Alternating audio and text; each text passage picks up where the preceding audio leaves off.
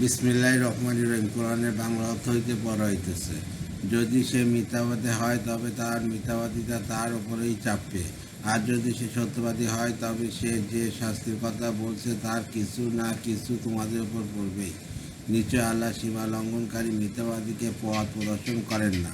29, হে আমাদের কম, আজ এই দেশে তোমাদেরই রাজত্ব, দেশময় তোমারই বিচারণ করছো, কিন্তু আমাদের আল্লাহ শাস্তি এসে গেলে কে আমাদেরকে সাহায্য করবে?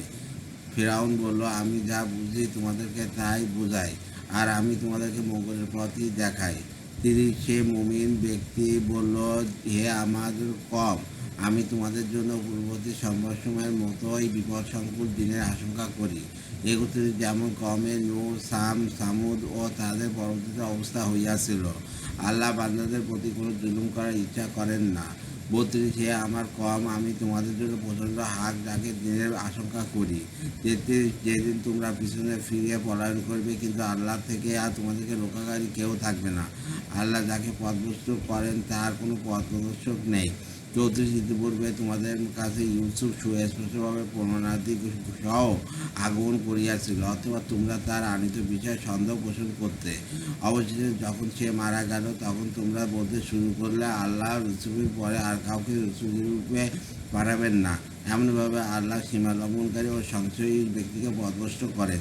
35, যারা নিজেদের কাছে আগত কোনো দলিল ছাড়া আল্লাহর আয়াত সম্পর্কে বিতর্ক করে, তাদের এ কাজ আল্লাহ ও মুমিনদের কাছে খুব অসন্তোষজনক। এমনইভাবে আল্লাহ প্রত্যেক অহংকারী স্বৈরাচারী ব্যক্তির অন্তরে মোহর এঁটে দেন। 36, ফিরআউন বলল, হে হামান, তুমি আমার জন্য একটি সুউচ্চ প্রাসাদ নির্মাণ করো, হয়তো আমি পৌঁছে যেতে পারবো। 37, আকাশের পথে অথবা উঁকি মেরে দেখবো মুসার আল্লাহকে, বস্তুত আমি তো তাকে মিথ্যাবাদী মনে করি। এভাবে ফিরআউনের কাছে সুশোভিত তার মন্দ কর্মকে এবং সোজা পথ থেকে তাকে বিরত রাখা হইয়াছিল। ফিরআউনের চক্রান্ত ব্যর্থ হওয়ারই ছিল। পঞ্চব্রুকু 38, মোমিন লোকটি বলল, হে আমার কম, তোমরা আমার অনুসরণ করো, আমি তোমাদেরকে সৎ পথ প্রদর্শন করব। 39, হে আমার কম, পার্থিব এই জীবন তো কেবল উপভোগের বস্তু, আর পরকাল হতে স্থায়ী বসবাসের দিও।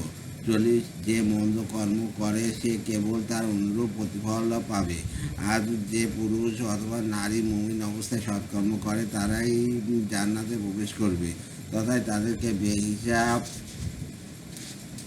বেহিসাব রিজিক দেওয়া হবে। 41, সে আমার কম, ব্যাপার কি? আমি তোমাদেরকে দাওয়াত দেই মুক্তির দিকে, আর তোমরা আমাকে দাওয়াত দাও জাহান্নামের দিকে।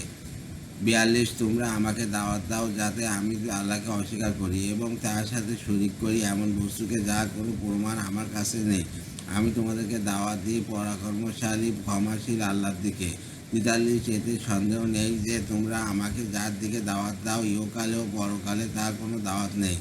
আমাদের প্রত্যাবর্তন আল্লাহর দিকে এবং সীমালঙ্ঘনকারীরাই জাহান্নামী। 44, আমি তোমাদেরকে যা বলিয়াছি তোমরা একদিন তা স্মরণ করবে।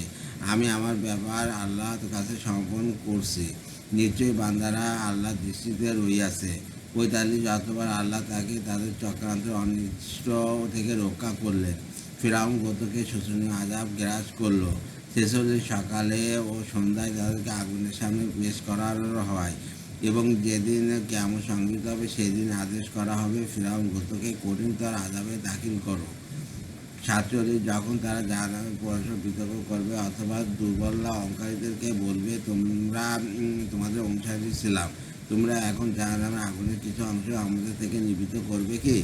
48, অহংকারীরা বলবে, আমরা সবই তো জাহান্নামে আছি, আল্লাহ তার বান্দাদের ফয়সালা করে দিয়েছেন।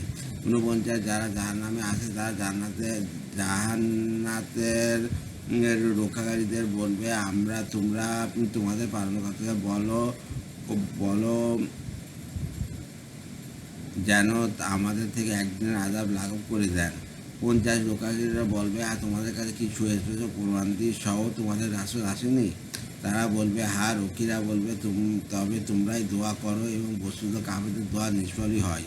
ষষ্ঠ রুকু 51, আমি সাহায্য করব রসূলগণকে ও মুমিনগণকে পার্থিব জীবনে ও সাক্ষীদের দণ্ডবান হওয়ার দিবসে। 52, সেদিন জালেমদের অজর আপত্তি কোনো উপকারে আসবে না, তাদের জন্য থাকবে অভিশাপ ও তাদের জন্য থাকবে মন্দ গৃহ। 53 নিশ্চয় আমি মূসাকে হেদায়েত দান করিয়াছিলাম এবং বনী ইসরায়েলকে কিতাবের উত্তরাধিকার করিয়াছিলাম। 54 বুদ্ধিমানদের জন্য উপদেশ ও হেদায়েত স্বরূপ। 55 অতএব আপনি সবর করুন, নিশ্চয় আল্লাহর ওয়াদা সত্য। আপনি আপনার গুনাহের জন্য ক্ষমা প্রার্থনা করুন এবং সন্ধ্যায় আপনার পালনকর্তার প্রশংসা সহ পবিত্রতা বর্ণনা করুন। এই 56 নিশ্চয় যারা আল্লাহর আয়াত সম্পর্কে বিতর্ক করে তাদের কাছে আগত কোনো দলিল ব্যতীতকে তাদের অন্তরে আছে কেবল আন্তরিকতা, যা অর্জনে তারা সফল হবে না। অতএব আপনি আল্লাহর আশ্রয় প্রার্থনা করুন এবং নিশ্চয়ই তিনি সবকিছু শোনেন এবং সবকিছু দেখেন।